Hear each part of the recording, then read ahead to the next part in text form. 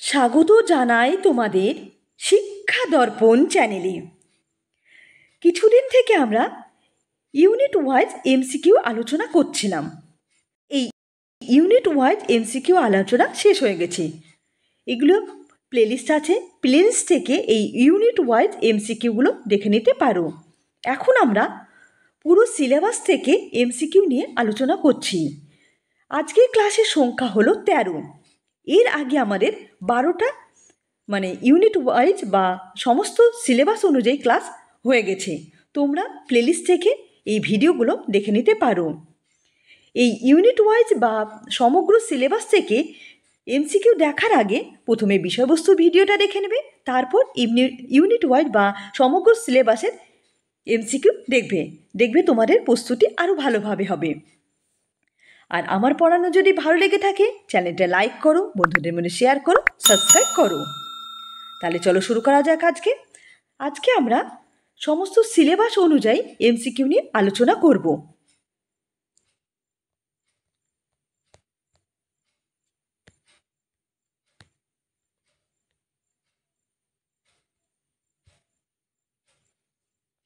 এক নম্বর question,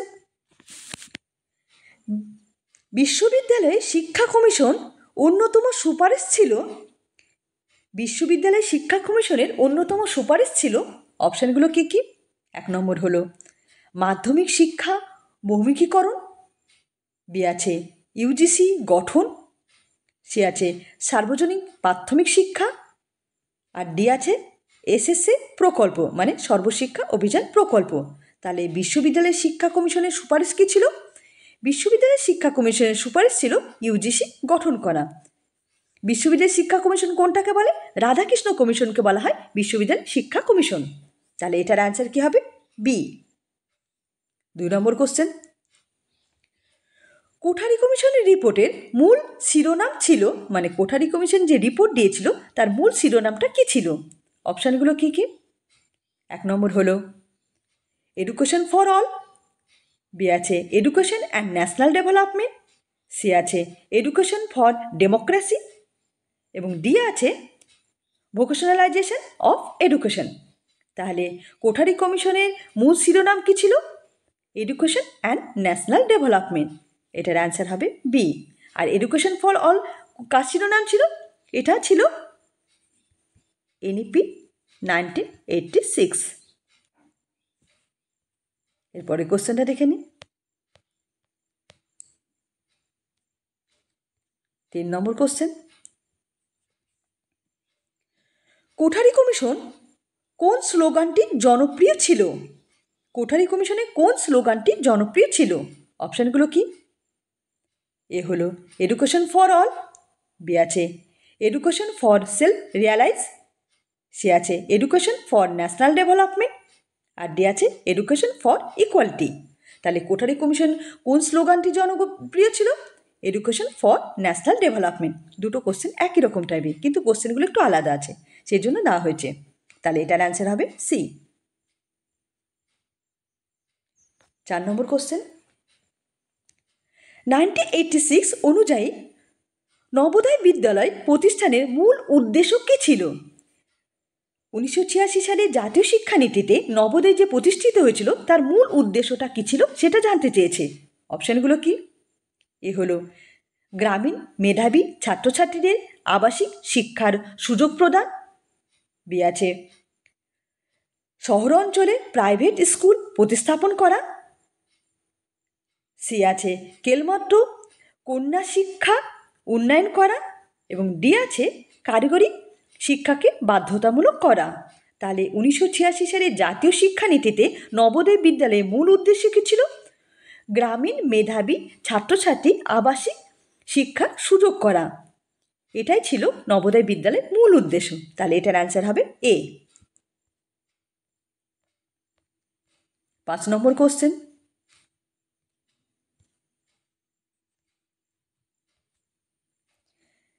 NEP 1986-কে পরে সংশোধন করা হয়েছিল কত সালে? এনইপি 1986-এ সংশোধন হয়েছিল, সেটা কত সালে হয়েছিল সেটা জানতে চেয়েছে। অপশানগুলো কি? 1989, বি আছে 1990, সি আছে 1992, আর ডি আছে 1995। তাহলে এনইপি 1986কে সংশোধন কবে করা হয়েছিল? 1992 সালে প্রোগ্রাম অফ অ্যাকশনের দ্বারা এটাকে সংশোধন করা হয়েছিল। 1992 সালে প্রোগ্রাম অফ অ্যাকশন। তাহলে এটার অ্যান্সার কী হবে? সি।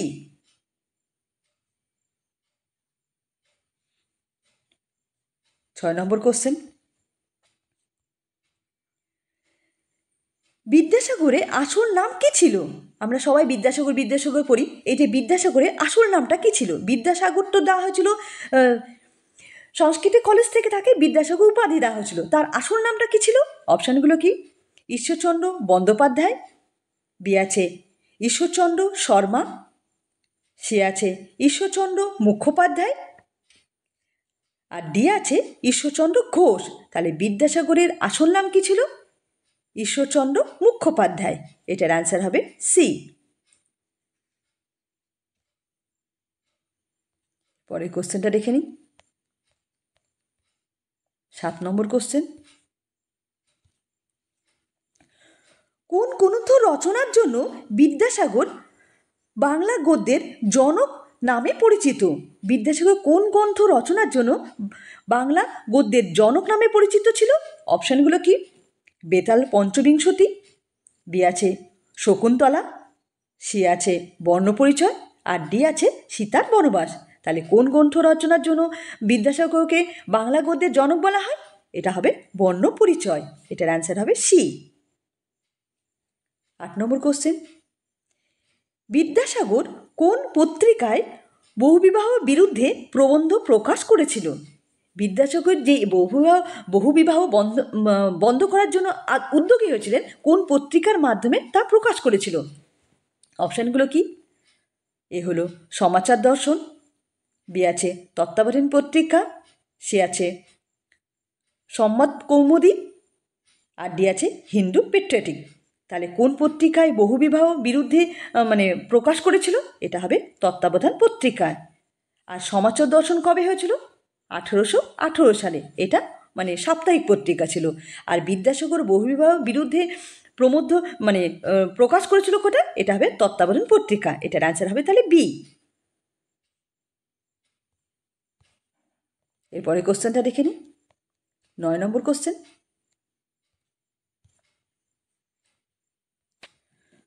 কুলীন বহুবিবাহ রোধ আন্দোলনে বিদ্যাসাগরের ভূমিকা কী ছিল? অপশানগুলো কি? আইন প্রণয়ন, সরকারের কাছে বরাদ দরখাস্ত, সে আছে সমাজ সংস্কারমূলক বক্তব্য, আর ডি আছে উপরের সবকটি। তাহলে কি বলেছে কোশ্চেনটা? কুলীন বহুবিবাহ রোধ আন্দোলনে বিদ্যাসাগরের ভূমিকা কী ছিল? তাহলে বিদ্যাসাগরের এই সবকটি ভূমিকায় ছিল। আইন প্রণয়ন করা, সরকারের কাছে দরখাস্ত করা, সমাজ সংস্কারে বক্তৃতা সবকটাই করেছিল। তাহলে এটার অ্যান্সার হবে ডি। 10 নম্বর কোশ্চেন, রবীন্দ্রনাথ ঠাকুর 1919 সালে ব্রিটিশ সরকার কর্তৃক প্রদত্ত উপাধি ফিরিয়ে দেন। এই যে রবীন্দ্রনাথ ঠাকুর 1919 সালে তার উপাধিটা ফেরত দিয়েছিল, সে কোন উপাধিটা পেয়েছিল? অপশানগুলো কি? ভারতরত্ন, বি আছে নাইটহুড, সি আছে অর্ডার ইন মেরিট, আর ডি আছে কাইজার ই হিন্দ। তাহলে রবীন্দ্রনাথ কী উপাধি পেয়েছিল? রবীন্দ্রনাথ নাইটহুড উপাধি ত্যাগ করেছিল, কারণ 1919 সালে জালিয়ানবাদী হত্যাকাণ্ডর প্রতিবাদে সে নাইট উপাধি ত্যাগ করেছিল। এটার অ্যান্সার হবে তাহলে বি। আর রবীন্দ্রনাথ এই গীতাঞ্জলি লেখা যে উপাধি, কত সালে গীতাঞ্জলি লিখেছিল? 1913 সালে। আর 1919 সালে সে নাইট উপাধিটা ত্যাগ করেছিল, এটা মনে রাখবে। এরপরে কোশ্চেনটা দেখে নিই। 11 নম্বর কোশ্চেন, বিবেকানন্দ কোন শিক্ষার উপর বেশি জোর দিয়েছিল? কি? ধর্মীয় শিক্ষা, বি আছে ব্যবহারিক ও নৈতিক শিক্ষা, সি আছে প্রাথমিক শিক্ষা, এবং ডি আছে বিদেশি ভাষার শিক্ষা। তাহলে বিবেকানন্দ কোন শিক্ষার উপর জোর দিয়েছিল? এটার অ্যান্সার হবে ব্যবহারিক ও নৈতিক শিক্ষা। বিবেকানন্দ ব্যবহারিক ও নৈতিক শিক্ষার উপর জোর দিয়েছিল। তাহলে এটার অ্যান্সার হলো বি। 12 নম্বর কোশ্চেন, গান্ধীজি কাকে ভারতের শিক্ষার অবিচ্ছেদ্য অংশ বলে মনে করেছেন? করেছিল। গান্ধীজি কাকে ভারতীয় শিক্ষার অবিচ্ছেদ্য অংশ বলে মনে করেছিল? অপশানগুলো কি? যন্ত্রবিদ্যা, বি আছে আইন শিক্ষা, সি আছে পাশ্চাত্য বিজ্ঞান, আর ডি আছে আইন, শিক্ষা, ধর্ম ও নৈতিকতা। তাহলে গান্ধীজি কাকে ভারতীয় শিক্ষার অবিচ্ছেদ্য অংশ বলে মনে করেছিল? এটার অ্যান্সার হবে আইন, শিক্ষা, ধর্ম ও নৈতিকতাকে গান্ধীজি অবিচ্ছেদ্য অংশ বলে মনে করেছিল। তাহলে এটার অ্যান্সার হলো ডি। এরপরের কোশ্চেনটা দেখে নিই, 13 নম্বর কোশ্চেন।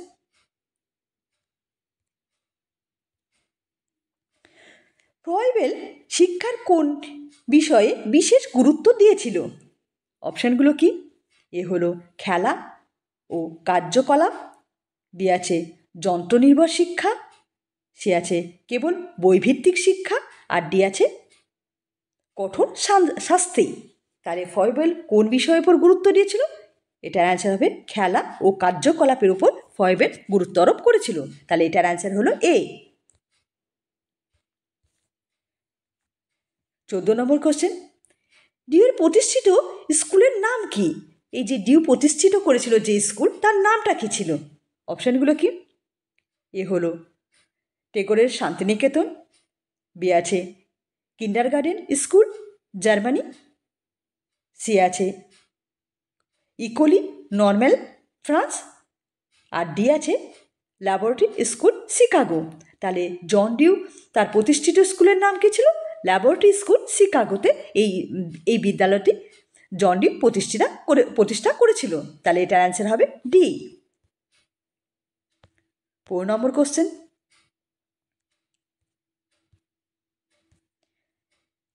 রামমূর্তি কমিটি কোন প্রোগ্রামের সঙ্গে যুক্ত? এই যে রামমূর্তি কমিটি কোন প্রোগ্রামের সঙ্গে যুক্ত সেটা জানতে চেয়েছে। অপশনগুলো কি? সর্বশিক্ষা অভিযান, বি আছে জাতীয় সাক্ষরতা মিশন মানে ন্যাশনাল লিটারেসি মিশন, সি আছে মধ্যাহ্ন ভোজন কর্মসূচি, আর ডি আছে RMSA মানে রাষ্ট্রীয় মাধ্যমিক শিক্ষা অভিযান। তাহলে রামমূর্তি কমিটি কোন প্রোগ্রামের সঙ্গে যুক্ত? এটার হবে ন্যাশনাল লিটারেসি মিশন মানে বি, জাতীয় সাক্ষরতা মিশনের সঙ্গে রামমূর্তি কমিটি যুক্ত।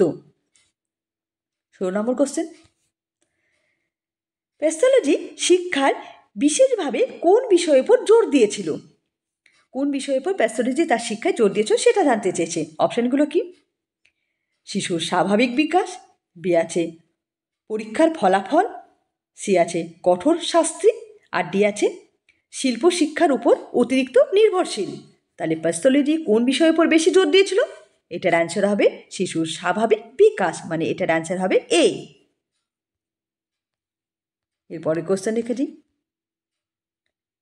17 নম্বর কোশ্চেন। প্যাথোলজি শিক্ষার মূল উদ্দেশ্য হিসাবে কোনটি মেনে নিয়েছিল? অপশানগুলো কি?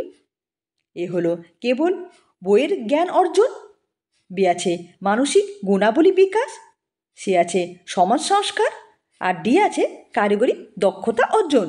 তাহলে প্যাথোলজি কোনটা মেনে নিয়েছিল? এটা হবে মানসিক গুণাবলী বিকাশ। এটার অ্যান্সার হবে বি। 18 নম্বর question. Man is born free but everywhere he is change উক্তিটি কার?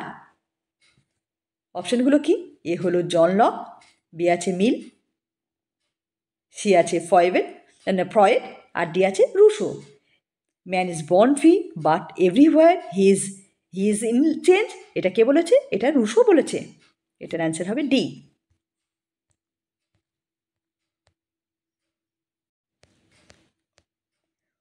19 নম্বর কোশ্চেন। অ্যাচিভমেন্ট টেস্ট কোন ধরনের মূল্যায়ন অন্তর্ভুক্ত? অপশানগুলো কি? ডায়াগনস্টিক টেস্ট, বি আছে সাবমেটিভ টেস্ট, সি আছে অ্যাপটিটিউড টেস্ট, আর ডি আছে পার্সোনালিটি টেস্ট। তাহলে অ্যাচিভমেন্ট টেস্টে কোন ধরনের মূল্যায়ন অন্তর্ভুক্ত? অ্যাচিভমেন্ট টেস্টের মধ্যে সাবমেটিভ টেস্ট অন্তর্ভুক্ত থাকে। ডায়াগনস্টিক টেস্টে মানে কোনো বিষয়ে যে দুর্বলতা তার জন্য ডায়াগনস্টিক টেস্ট করা হয়, পার্সোনালিটি ব্যক্তিত্ব দেখা হয়, আর অ্যাপটিটিউড টেস্টে মানে ভবিষ্যৎ দেখা হয়, প্রিডিকশন করা হয়। তাহলে এটার অ্যান্সার হবে বি। 20 হলো অ্যাসেসমেন্ট ফর লার্নিং বলতে কি বোঝায়? অপশানগুলো কি? কোর্সের শেষে মূল্যায়ন, বি আছে শুধুমাত্র গ্রেড দেওয়া, সি আছে কেবলমাত্র শিক্ষকের মূল্যায়ন, আর ডি আছে শিক্ষক চলাকালীন শিক্ষাকে সাহায্য করার জন্য মূল্যায়ন। শিক্ষণ চলাকালীন শিক্ষাকে সাহায্য করার জন্য মূল্যায়ন। তাহলে অ্যাসেসমেন্ট ফর লার্নিং কি বলতে কি বোঝায়? এটা হলো শিক্ষণ চলাকালীন শিক্ষাকে সাহায্য করার জন্য মূল্যায়ন। তাহলে এটার অ্যান্সার হবে ডি, মানে অ্যাসেসমেন্ট ফর লার্নিং হলো ফর্মেটিভ ইভ্যালুয়েশন। তাহলে শিক্ষণ চলছে সেই সময় শিক্ষাটা কতটা হয়েছে তার মূল্যায়ন করাকে বলা হয় assessment for learning. 21 number question, একটি ভালো টেস্ট বৈশিষ্ট্য কোনটি নয়? একটি ভালো টেস্টের কোন বৈশিষ্ট্য হবে না সেটা বলতে পেরেছে। অপশানগুলো কি? এ হলো ভ্যালিডিটি, বি আছে রিলায়েবিলিটি, সি আছে অবজেক্টিভ, আর ডি হলো কমপ্লেক্সিটি। তাহলে একটা ভালো টেস্টের উদাহরণ বৈশিষ্ট্য কী কী?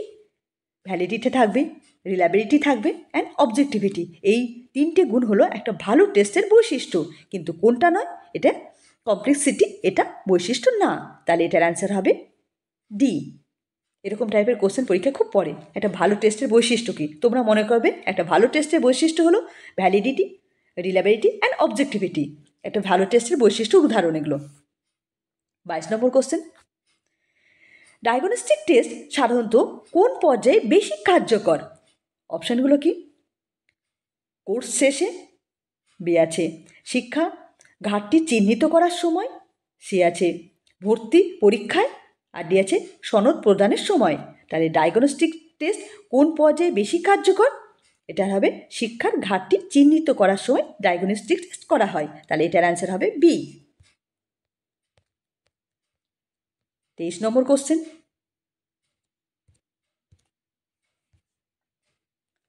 কোনটি গুণগত মানে কোয়ালিটেটিভ মূল্যায়নের অন্তর্ভুক্ত? অপশানগুলো কি?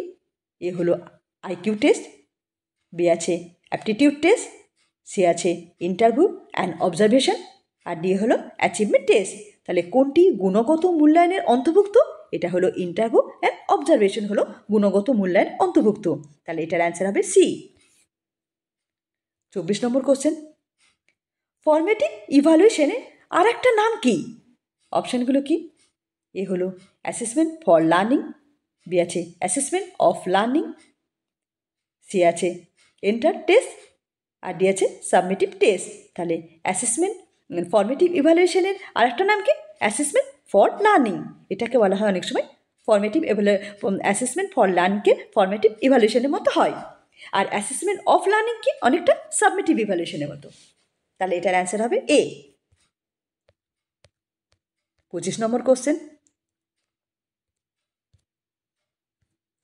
ইন্টেলিজেন্ট কোয়ার্টেট এর গড় মান কত ধরা হয়? আইকিউর গড় মান কত ধরা হয় সেটা জানতে চেয়েছে। অপশানগুলো কি? 50, বি আছে 70, সি আছে 100, আর ডি আছে 120। তাহলে আইকিউর গড় মান কত ধরা হয়? আইকিউর গড় মান 100 ধরা হয়, M A by C A into 100। এটা হলো আইকিউর ফর্মুলা। তাহলে এটার অ্যান্সার হবে সি। 26 নম্বর কোশ্চেন, আইকিউ টেস্ট কোন ধরনের পরীক্ষা? এই যে আইকিউ টেস্টটা এটা কোন ধরনের পরীক্ষা? অপশানগুলো কি? অ্যাচিভমেন্ট টেস্ট, বি আছে অ্যাপটিটিউড টেস্ট, সি আছে পার্সোনালিটি টেস্ট, আর ডি আছে সাইকোলজিক্যাল টেস্ট। তাহলে আইকিউ কোন ধরনের পরীক্ষা? এটা হলো সাইকোলজিক্যাল টেস্ট। এটার অ্যান্সার হবে ডি। 27 নম্বর কোশ্চেন, কোন মান নিচের আইকিউ থাকলে ব্যাকওয়ার্ড চিলড্রেন বলা হয়? মানে কত মান থাকলে তাকে সেই বাচ্চাকে ব্যাকওয়ার্ড চিলড্রেন বলা হবে? অপশানগুলো কি? 120, বি আছে 90, সি আছে 70, আর ডি আছে 50। তাহলে আইকিউ কত থাকলে সেই বাচ্চাকে ব্যাকওয়ার্ড চিলড্রেন বলা হবে? এটা আনসার হবে 70। 70 বা বিলো 70 মানে 70-এর নিচে থাকলে সেটা ব্যাকওয়ার্ড চিলড্রেনের মধ্যে অন্তর্ভুক্ত হবে। তাহলে এটার অ্যান্সার হবে সি। তোমরা মানে ইন্টেলিজেন্টের ভিডিওগুলো দেখে নেবে, তাহলে এগুলো সব পারবে। কারণ ইন্টেলিজেন্টে আমি প্রত্যেকটা আইকিউ কত কত হতে পারে এগুলো আমি সব কটা পড়িয়েছি। 28 নম্বর question, Minnesota multiple personality inventory কোন ধরনের পার্সোনালিটি টেস্ট? এমএমপিআই কোন ধরনের টেস্ট? অপশান কি? প্রজেক্টিভ টেস্ট, বি আছে অবজেক্টিভ টেস্ট, সি হলো অ্যাচিভমেন্ট টেস্ট, আর ডি হলো ইন্টেলিজেন্ট টেস্ট। তাহলে এমএমপিআই কোন ধরনের টেস্ট? এটা হলো অবজেক্টিভ টেস্ট। এটার অ্যান্সার হবে বি।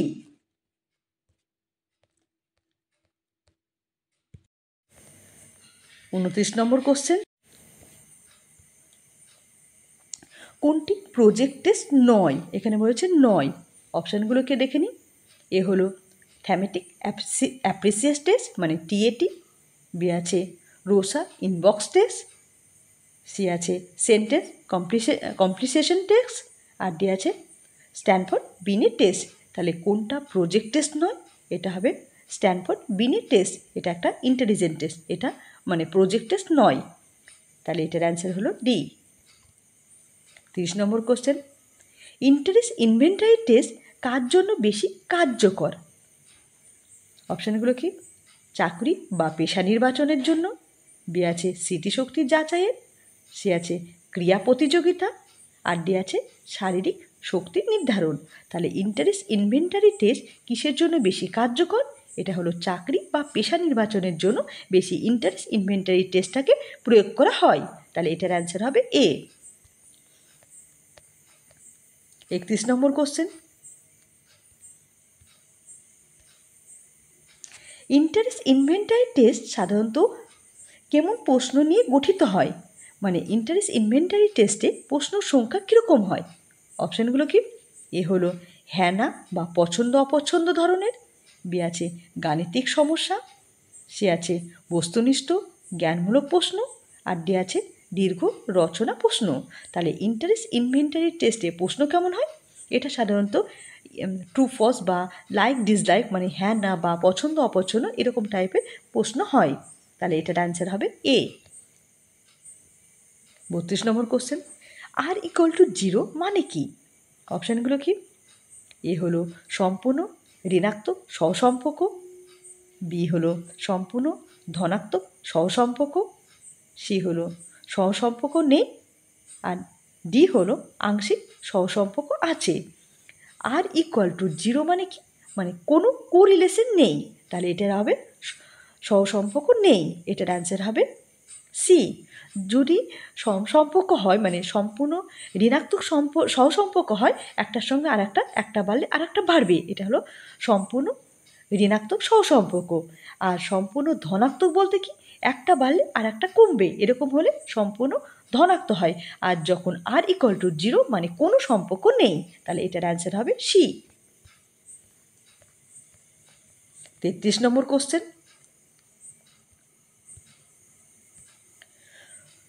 কোরিলেশন সম্পর্ক নির্ণয়ের জন্য কোন পদ্ধতি বেশি প্রচলিত? এই যে কোরিলেশন কোএফিসিয়েন্ট নির্ণয়ের জন্য কোন পদ্ধতি বেশি প্রচলিত? অপশানগুলো দেখে নিই। এ হলো স্পেয়ারম্যানের র্যাঙ্ক ডিফারেন্স মেথড, বি আছে কার্ল পিয়ারসনের মেথড, সি আছে এ অ্যান্ড বি, আর ডি আছে স্ট্যান্ডার্ড ডেভিয়েশন মেথড। তাহলে কোরিলেশন কোএফিসিয়েন্টের জন্য কোন দুটো পদ্ধতি প্রয়োজন? এটা হলো স্পেয়ারম্যানের rank difference method and Karl পিয়ারসনের মেথড। এই দুটো পদ্ধতি কোরিলেশন কোএফিসিয়েন্টের জন্য বেশি প্রচলিত পদ্ধতি। তাহলে এটার অ্যান্সার হবে সি। 34 নম্বর কোশ্চেন, যদি দুটি চলের মধ্যে আর ইকুয়াল টু প্লাস 0.80 পাওয়া যায় তবে এর অর্থ কী? যদি আর ইকুয়াল টু 0.80 মানে প্লাস 0.80 হয় তাহলে সেটা সম্পর্ক কী? অপশানগুলো কি? এ হলো উচ্চ ঋণাত্মক সহসম্পর্ক, বি হলো উচ্চ ধনাত্মক সহসম্পর্ক, সি আছে কোনো সহসম্পর্ক নেই, আর ডি আছে সম্পূর্ণ ঋণাত্মক সহসম্পর্ক। যদি আর ইকুয়াল টু প্লাস 0.80 হয় তাহলে হবে এটা উচ্চ ঋণাত্মক সহসম্পর্ক। তাহলে এটার অ্যান্সার হবে এ। তারপরে কোশ্চেনটা দেখে নিই। 35 নম্বর কোশ্চেন,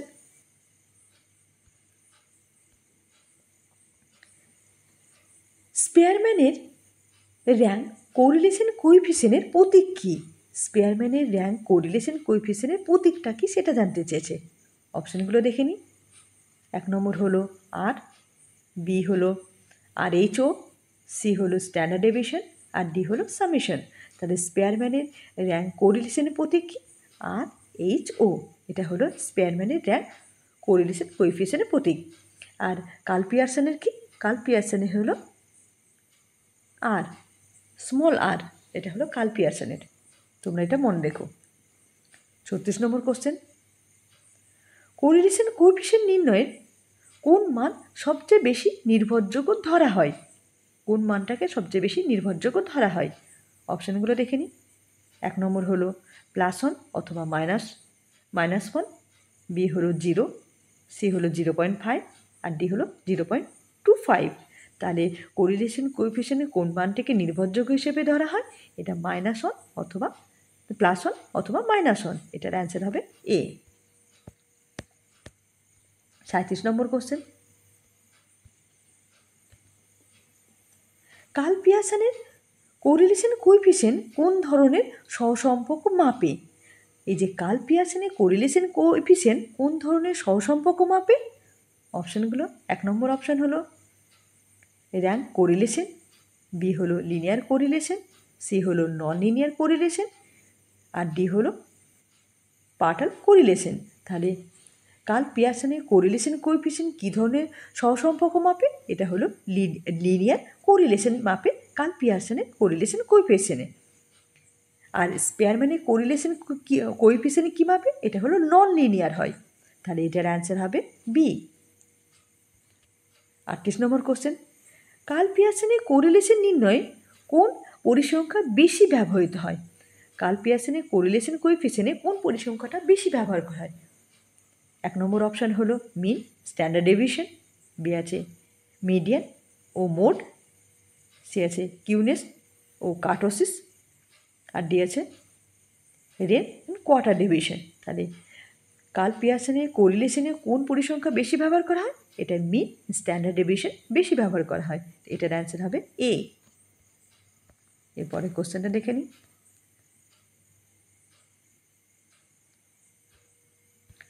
39 নম্বর কোশ্চেন, স্পেয়ারম্যানের র্যাঙ্ক কোরিলেশন কোএফিসিয়েন্টের সূত্র কী?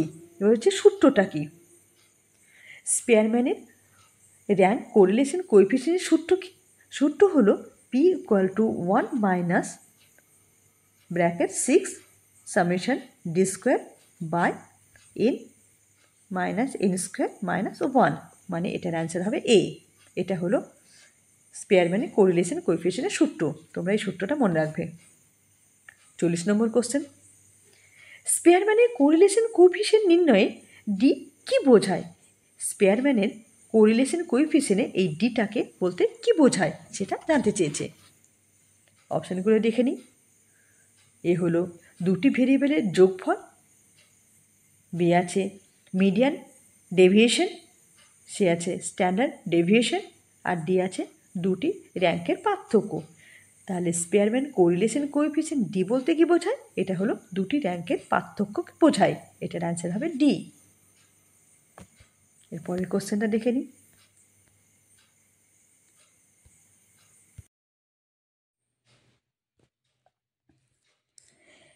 অ্যাজিউম মিন মেথডের মিন নির্ণয়ের সূত্র হলো, অ্যাজিউম মিন মেথডের মিন নির্ণয় সূত্রটা কি সেটা জানতে।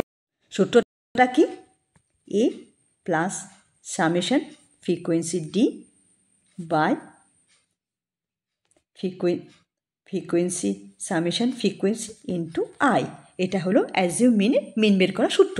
তোমরা এই সূত্রটা মনে রাখবে। তাহলে এটার অ্যান্সার হবে বি। মিন = এ, মানে assume mean plus summation frequency D by frequency F into I. 42 নম্বর কোশ্চেন, অ্যাজিউম মিন মেথডের আই এর দ্বারা কি বোঝানো হয়েছে? এই যে অ্যাজিউম মিনে এখানে যে আইটা ব্যবহার করেছে, এই আই বলতে কি বোঝানো হয়? অপশানগুলো কি? ক্লাস ইন্টারভেলের দৈর্ঘ্য, বি আছে মিন, সি আছে মিডিয়ান, আর ডি আছে মোড। তাহলে আই বলতে কি বোঝা হয়? এটা হলো ক্লাস ইন্টারভেলের দৈর্ঘ্য।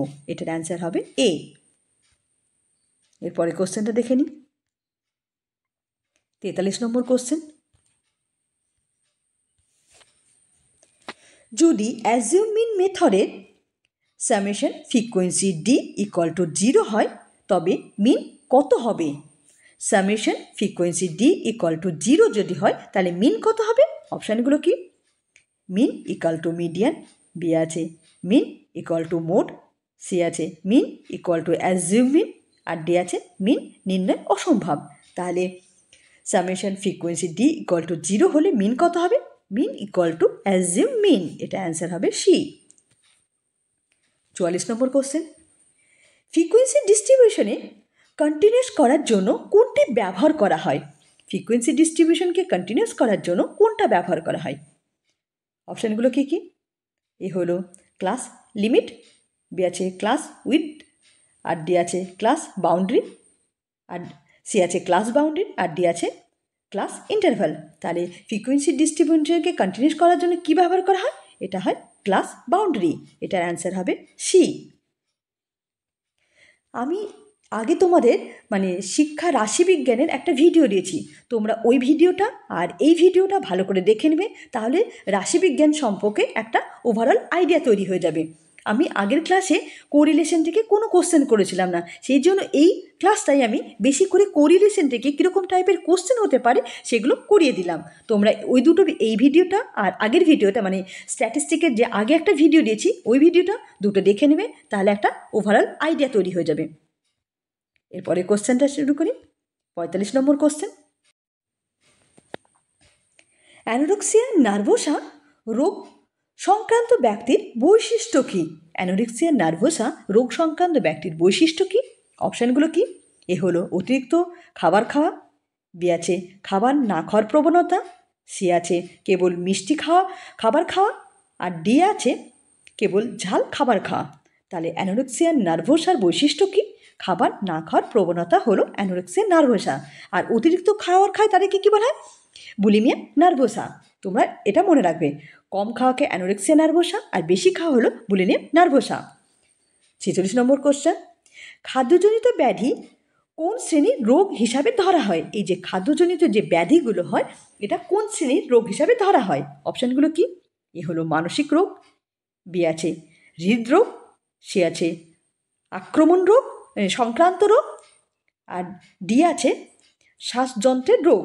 তাহলে খাদ্যজনিত ব্যাধি কোন ধরনের রোগ হয়? এটা হলো মানসিক রোগ, এটার অ্যান্সার তাহলে এ। 47 নম্বর কোশ্চেন, সিজোফ্রেনিয়ার কারণ হতে পারে, সিজোফ্রেনিয়ার কী কী কারণ হতে পারে সেটা জানতে চেয়েছে। অপশানগুলি কি?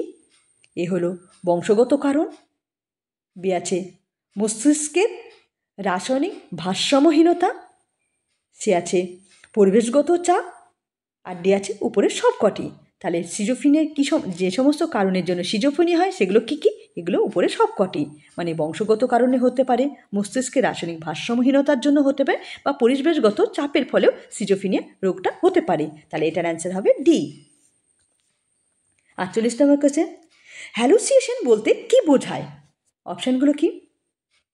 বাস্তব জিনিসকে ভুলভাবে দেখা, বি আছে বাস্তব না থাকা জিনিসকে দেখা বা শোনা, সি আছে অতিরিক্ত ঘুমানো, আর ডি আছে বাস্তব ঘটনা ভুলে যা। হ্যালুসিনেশন মানে কি? হ্যালুসিনেশন মানে হলো কোনো জিনিসকে ভুল দেখা, যেমন দড়ি দেখলো সে ভেবে নিল এটা সাপ, এইটাকে বলে হ্যালুসিনেশন, ভ্রম যেটা।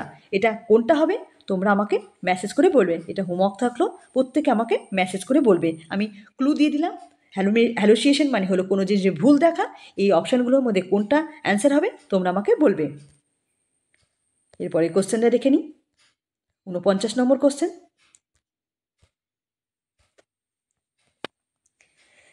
বিদ্যালয়ের গাইডেন্স সার্ভিস মূল উদ্দেশ্য কী? এই যে বিদ্যালয়ে যে গাইডেন্স সার্ভিস দেওয়া হয় তার মূল উদ্দেশ্যটা কী সেটা জানতে চেয়েছে। অপশানগুলো কি? পড়াশোনা বন্ধ করা, বি আছে শিক্ষার্থীদের সার্বিক বিকাশ ঘটানো, সি আছে শিক্ষার্থীদের শুধু পড়াশোনায় সাহায্য করা, আর ডি আছে শিক্ষকদের সুযোগ দেওয়া। তাহলে গাইডেন্স সার্ভিস বলতে কি বোঝানো হয়? গাইডেন্স সার্ভিস বলতে বোঝানো হয় শিক্ষার্থীদের সার্বিক বিকাশ ঘটানো। গাইডেন্স যে সার্ভিসগুলো আছে সেটার দ্বারা কী করা হয়, শিক্ষার্থীদের সার্বিক বিকাশ ঘটাতে এই যে বিদ্যালয়ে গাইডেন্স সার্ভিস দেওয়া হয়। তাহলে এটার অ্যান্সার হবে বি। লাস্ট কোশ্চেন, 50 নম্বর কোশ্চেন, গাইডেন্স ও কাউন্সিলিংয়ের মধ্যে পার্থক্য কী? এই যে গাইডেন্স কাউন্সিলিং আছে তার মধ্যে পার্থক্য কী? অপশানগুলো কি? গাইডেন্স সাধারণ দিক নির্দেশ করে, কাউন্সিলিং ব্যক্তিগত সমস্যার সমাধান করে। বি আছে গাইডেন্স কাউন্সিলিং একই জিনিস। সি আছে গাইডেন্স চাকরির জন্য, কাউন্সিলিং পড়াশোনার জন্য। আর ডি আছে গাইডেন্স কেবল শিক্ষকদের জন্য। তাহলে কী হবে, গাইডেন্স কাউন্সিলের পার্থক্য কী? গাইডেন্স একটা সাধারণ দিক নির্দেশ করে, কিন্তু কাউন্সিলিং ব্যক্তিগত সমস্যার সমাধান করে। মানে গাইডেন্স যে কোনো ব্যক্তিকে গাইডেন্স দিতে পারে, কিন্তু কাউন্সিলিংয়ে তাকে প্রশিক্ষণপ্রাপ্ত ব্যক্তিরাই কোনো ব্যক্তিকে কাউন্সিলিং দেয়। তাহলে এটার অ্যান্সার হবে এ। তাহলে আজকে আমাদের কোশ্চেনগুলো কমপ্লিট হলো। কোশ্চেনগুলো কেমন লেগেছে মেসেজ করে জানাবে। যদি কোনো কোশ্চেন নিয়ে ডাউট থাকে আমাকে মেসেজ করবে, আমি তার উত্তর দেব। আর কোশ্চেনগুলো ভালো লাগলে ভিডিওটা লাইক করবে। ধন্যবাদ।